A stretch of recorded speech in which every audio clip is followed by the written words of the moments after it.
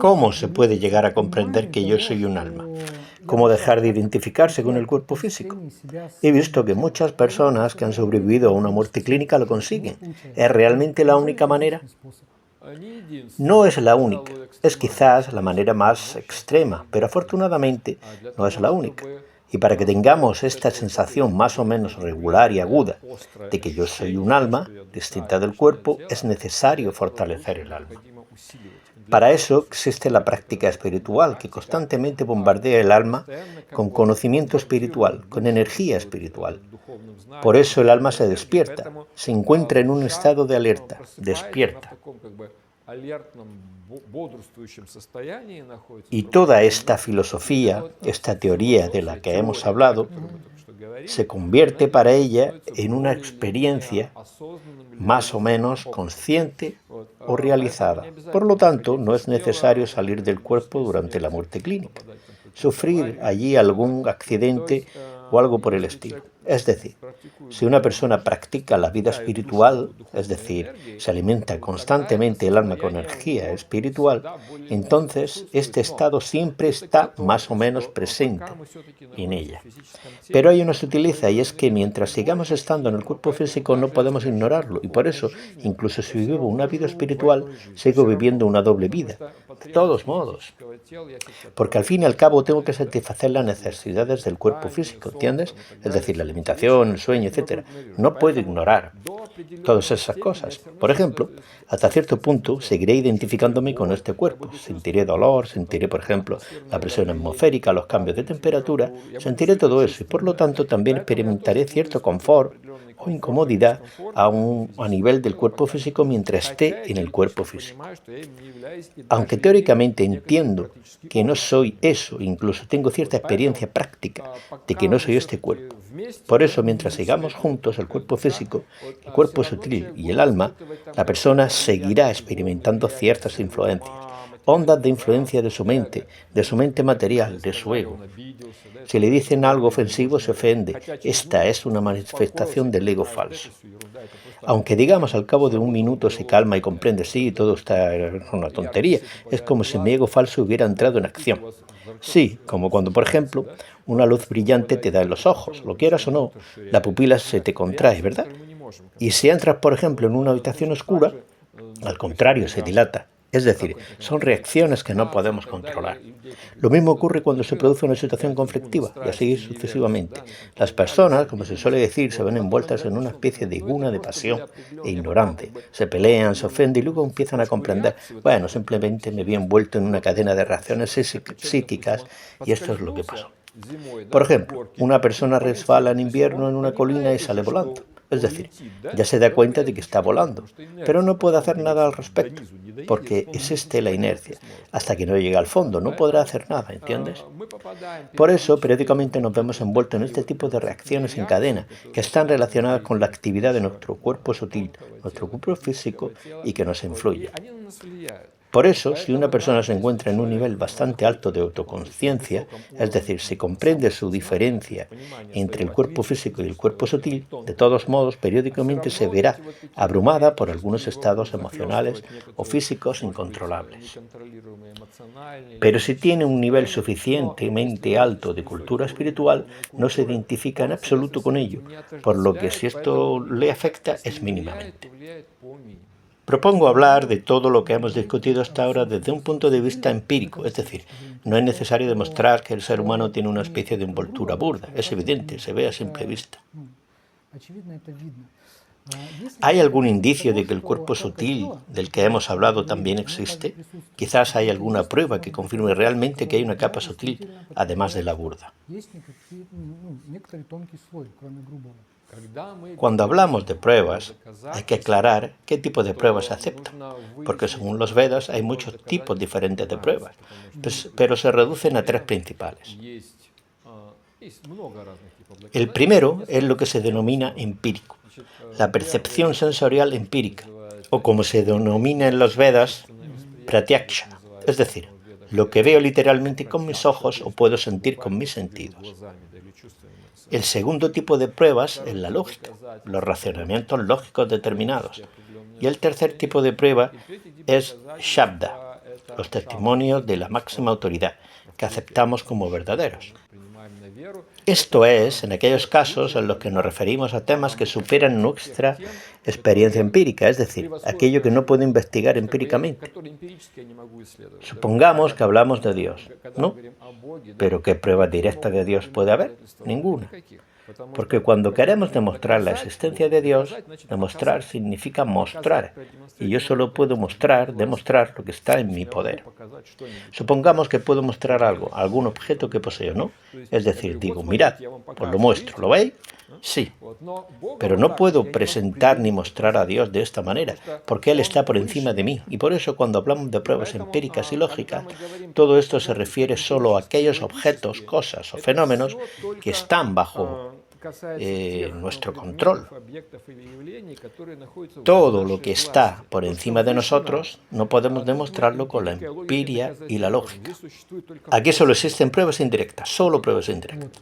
Hablemos de las pruebas indirectas, hablemos por separado de los signos de la presencia del cuerpo sutil y de los signos de la presencia del alma. Empecemos por el primero.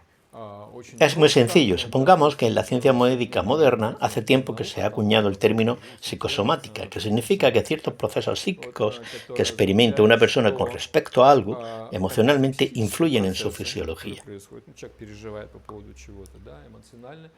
Supongamos que una persona se entera de algo, alguna noticia que le preocupa, algún problema. Puede que le dé un dolor en el corazón, que le suba la tensión, ¿no? Es decir, solo información, ¿Qué le ha pasado a algún familiar o a alguien más, ¿no?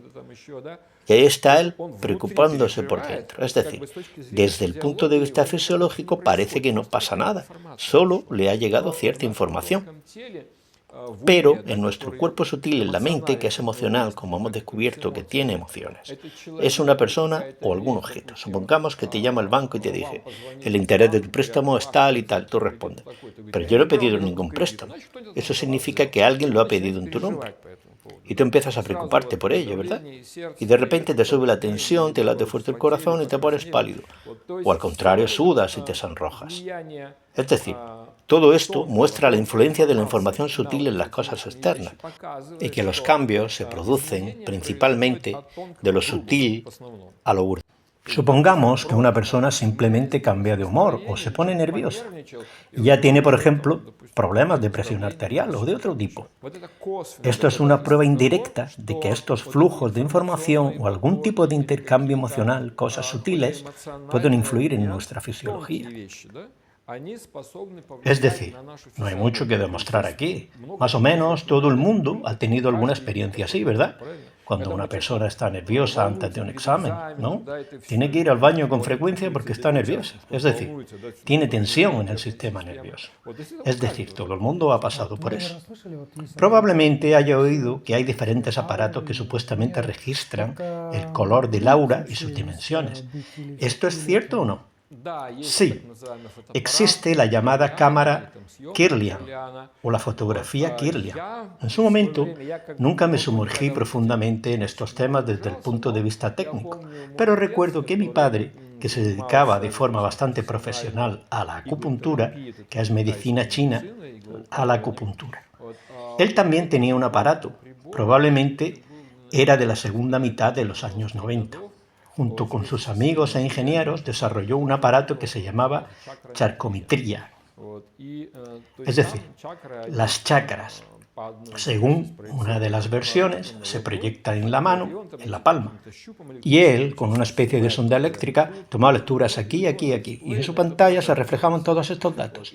Y allí había una imagen en la que, por ejemplo, la línea de la verde de la salud se consideraba la norma, y ahora estos indicadores, que él tomaba de los chakras, están por encima de la línea de la salud, por debajo de la línea de la salud, y se puede entender aproximadamente cómo funcionan los chakras de una persona, si bien o mal. Recuerdo que traje a una persona que se quejaba de un bajo nivel de energía, pérdida de fuerza, etc. Recuerdo que mi padre le hizo esa charcometría y los indicadores de sus 7 chakras, que están en la palma de la mano, estaban por debajo de la línea verde de la salud. Él dice, esto es muy convincente. Si me dicen, estás fingiendo, estás haciendo el tonto, él dice, aquí lo tienes. Es decir, Soy un pequeño especialista en el ámbito puramente técnico, pero varias veces en mi vida me he encontrado con esas cosas, como por ejemplo al tomar los datos de esas chakras o al fotografiar el aura. Se pueden entender algunas cosas que suceden en el interior, y todo esto funciona con bastante precisión. Es decir, hipotéticamente es posible. Sí, sí, pero como se trata de un ámbito sutil, no tan visible, las personas que tienen una mentalidad un poco esotérica lo entienden y lo aceptan fácilmente. Los materialistas más burdos lo máximo que aceptan es algún tipo de biocampo. A ese nivel hablan, pero ya no reconocen cosas sutiles, y mucho menos el aura, o algo más, los chakras. Aunque, en general, son como dos caras de la misma moneda. Bien, es decir, ahora hemos fijado algunos indicios por los que se puede determinar indirectamente que sí existe algún plano sutil. ¿Y qué indicios pueden testificar, aunque sea de forma indirecta, que existe el alma? Que hay algo ahí, bueno, quizá no un conductor, pero sí un pasajero. Hay una comunidad de científicos que se hacen llamar Instituto Internacional Bhaktivedanta, es decir, personas que estudian el mundo desde la perspectiva del conocimiento védico. En su momento propusieron introducir un término como espiritón, una partícula espiritual. ¿El espíritu es el alma? El espíritu es sí, el alma. El espíritu es como el positrón, el electrón. ¿Y por qué surgió el deseo de introducir estos términos? ¿Qué problema había con el alma? Que el alma suena poco científico, ¿entiendes?